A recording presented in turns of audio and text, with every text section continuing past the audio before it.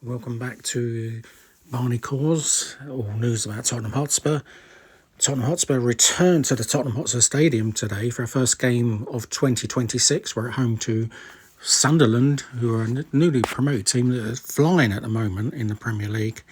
Can Thomas Frank inject anything, really, by attacking sense into the side this season? Because on New Year's Day, we were absolutely abysmal against Brentford, his former side.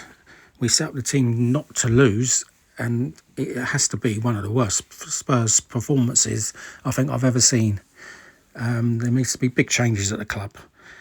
Hopefully we can get the 3 points, but we need to play better football, because the atmosphere at the Tottenham Hotspur Stadium today, I'm afraid, if we lose, is going to be pretty toxic. And if Frank continues to play in this style, then I don't see him lasting the season. But I don't know where we go from there. So it's a big game for Tottenham, big game for the club, and we'll have to see what we're doing. There's no new incomings yet. You know, we're promised that the Lewis family have got money to inject in the club, but again, who's going to come to Tottenham? Realistically, what players are going to come?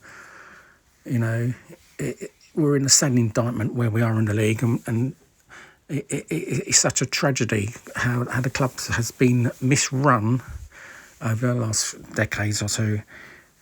But I don't understand, like in the previous video, why we sold Brennan Johnson 35 million. We paid 47.5 million for him from Nottingham Forest.